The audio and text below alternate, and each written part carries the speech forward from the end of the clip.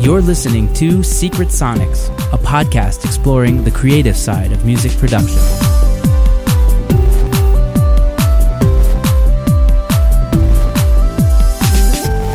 Hello and welcome back to Secret Sonics. I am your host, Ben Wallach. Today I'm joined by my good friend Max Daniels, who is also located here in Israel. He's in Bet Shemesh, which is not too far from where I am in Jerusalem. And I think we first met on the Six Figure Home Studio Facebook group, and we kind of both figured out that we're in Israel and like, let's chat. So we did, and we're actually friends now, and we even have a mastermind group together, which has met twice, but it was fun.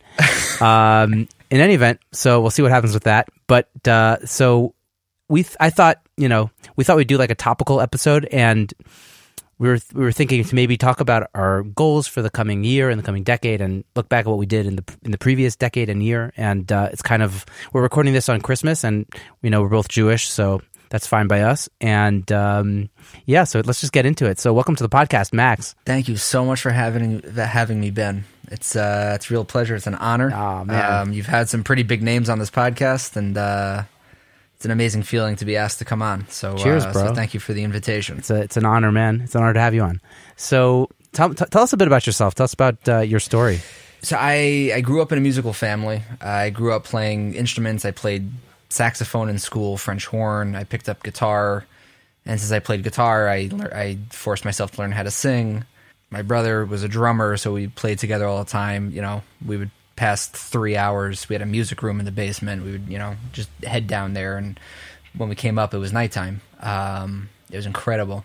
And then my other brother had an idea. He wanted to record songs that he wrote. So we went to Guitar Center, and I knew nothing about interfaces, microphones. I had no idea. And he brought home just, a starter M audio, whatever it's called. But we didn't really know you had to plug a microphone into that. So I don't know what the guy at Guitar Center was thinking and when he sold us this, because we didn't know what the heck we were doing. And I think I still recorded like through the laptop microphone, and it went into, I guess it was GarageBand because we were on a Mac, and I listened back and I couldn't believe that this wasn't like studio quality. Like, what the heck? We just went out to buy this interface, and it sounds like I just recorded it through the computer microphone, which, I did. Nice. And then I kind of gave up on recording and all that. And then fast forward a few years, my wife and I got married, and we were trying to figure out birthday presents. And so for birthday presents, I got another M audio interface, but I also got a microphone. And I just I sat, and it came with a now they have Pro Tools first, but before, I forget what it was called, but it was like a limited version of Pro Tools. Like LE or like something. 11. Yeah, it was after LE, but before Pro Tools first. I forget. Fast Track? I forget, whatever the case. But you were limited to like 11 tracks, and I think you weren't allowed to use third-party plugins, but I didn't know about plugins yet, so I didn't care. And so I just sat in the basement of her parents' house every day for like a month trying to record these songs, and I got through a lot of them, but they all sounded like I recorded in an untreated room in the basement. And again, I was very perplexed, like, hey, this is supposed to be professional quality audio here. I went out to buy this microphone. What's going on? And so I searched around YouTube, and that's when I came across the Recording Revolution. And Graham Cochran, he should be blessed, taught me that there's something called plugins and inserts and EQ and compression, and you can do all these really great things, reverb, delay. And he took a really, really minimalistic, simplistic, non-expensive approach to mixing. And it's funny to think where we all started from, because I didn't know that an insert was a thing. Because in Pro Tools, you can either have a plugin as an insert, or you can actually affect the waveform itself. And you can actually render a plugin to the waveform, which is destructive, right? There's no going back after that. Mm-hmm.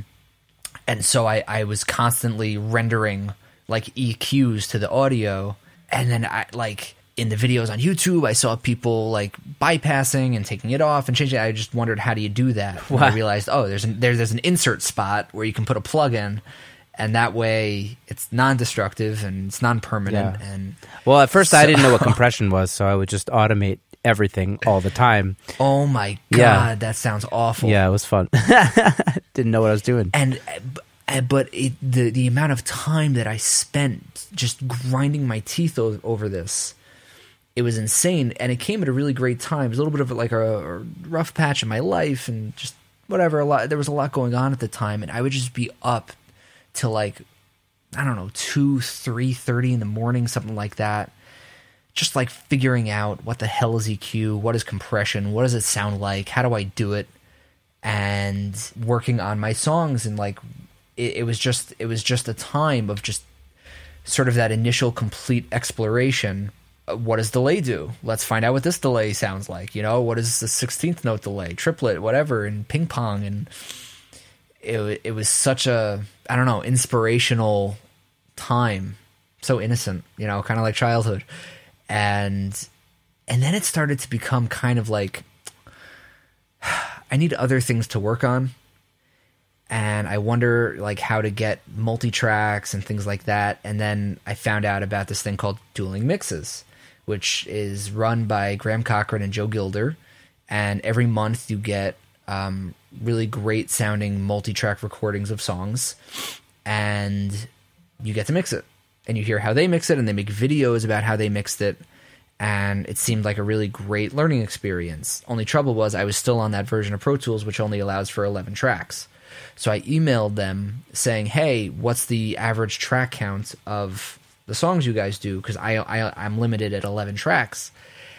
And they said, they were like, sometimes like we have a really like stripped down acoustic song which could fit into that, but most of the time it's like 40-50 tracks. It's standard track count.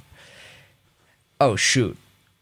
So I still joined, and what I did was, this is how dedicated I used to be to things. I don't know where I went, but I'm not there anymore.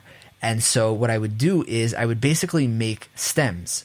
I would get the multi-tracks and divide it, the drums, the guitars, the bass, the vocals, yada yada yada, mix each element individually.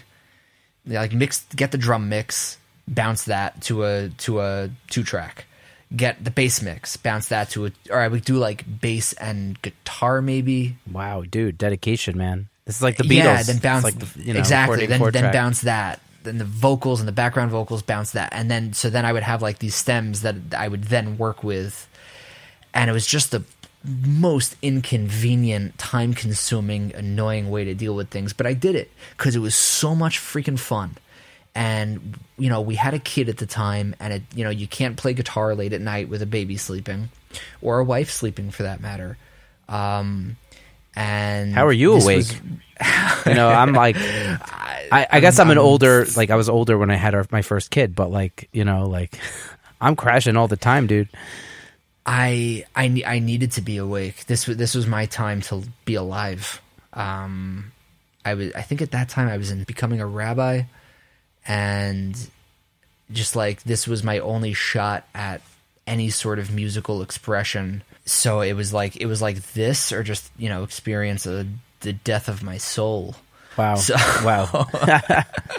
So I did it. So you needed it, and and I was up and it allowed for me to have this added avenue of musical expression that I couldn't play guitar, I couldn't play songs, I had no time. And this really just gave me this opportunity for musical expression, which I later went on to a master's in music therapy. And just all throughout that experience, I was learning I put distortion on things. What does that mean? I saturate the snot out of things. I compress the snot. Like, what am I feeling?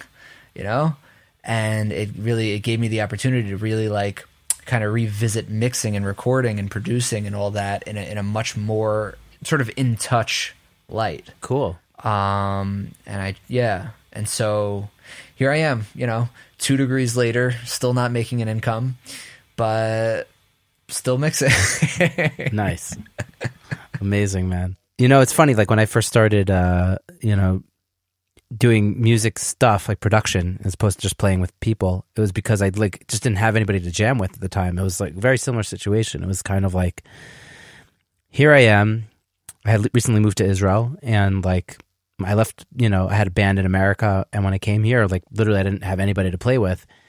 And so I was just like needed to scratch that itch. I literally like, this itch needs to be scratched. My studio used to be called Sonic Itch. Don't look it up. So that's just that got me into like, starting to use GarageBand and blah, blah, and, etc. Getting a Zoom, starting to pick up the whole thing. It was just like that need to do that thing.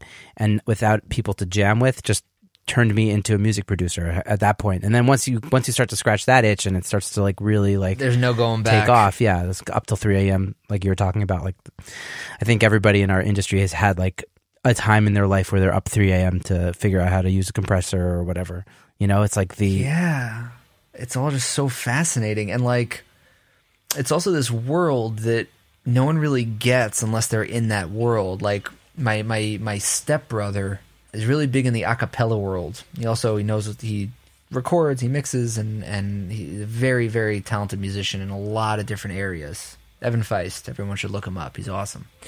And like after I got into all this stuff, like I went back to New York where I grew up, and I was spending time with him, and we were talking about it, and like we were discussing like, there are certain words that people say that like make my ears perk up. Like, someone says compression, but they're talking about like in the real world, like a compressor, like in a car, like I'm feeling compressed, or like whatever it was. But like there are certain things that like it has nothing to do with audio, but like hey, I love compression, like, yeah, and like desperate to connect with people in that way. Yeah, I've heard people use like EQ to mean emotional intelligence as opposed to like IQ, and you're like, oh, EQ, yes. I know about EQ. Yeah. That's me. Yeah, that's my thing.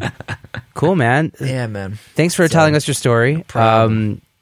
So I guess, I mean, this I guess let's use that as like a segue to talk about goals and like what we have coming up and like what we're trying to do, and we can also reflect about what we've done, because I think it sounds like we've both been doing this for about a decade, right? Yeah, around there. Yeah, man. So we're coming up on a new decade. Oh my gosh. How does that make you feel? Dude, it's so funny, like these stages of life where like nothing happens for a decade and then everything happens for a decade. And I don't know what the hell the next decade is going to be like. From the ages of 10 to 20, actually a good amount happened, but that was more in the later years. But, like my mom passed away, I became religious, and like there was a good amount that happened. But I mean, between 20 and 30, like I'm 29 now, turning 30 in August. Like I got married, I have 2 kids. Life has just been a whirlwind since 20. Moved to Israel. Yeah, so I guess goals, best way to set goals is to know where I've been. So what have I been up to this past year, let's say, and where do I want to go next? So the past year I made the decision to take this much more seriously professionally, which is something that I've been trying to convince myself of doing for a while, but there was always something holding me back. Like I was in one school, then I was in a different school, and like just there was no time to dedicate to doing this professionally. And I said, like, once I finish my master's, that's it. Like I want to dedicate time to trying to make this audio thing go. Because there have been so few other things in my life that I was able to stay up till 3 a.m. happily doing. Like in high school, I would go down to the basement so no one can hear me and play guitar until 3 a.m., right? Just play music until 3 a.m., and that was great. But like in music therapy, let's say, which is my day job, I don't stay up till 3 a.m. reading, peer-reviewed literature in music therapy. I don't enjoy it that much. I know people who do. I don't know. I don't know anybody. Oh yeah, you do. Yeah, you do know some of my people professors, but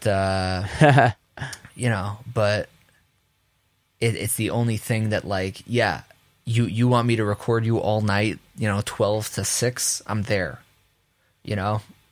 that'd be great. So I think I owe it to myself to give this a shot.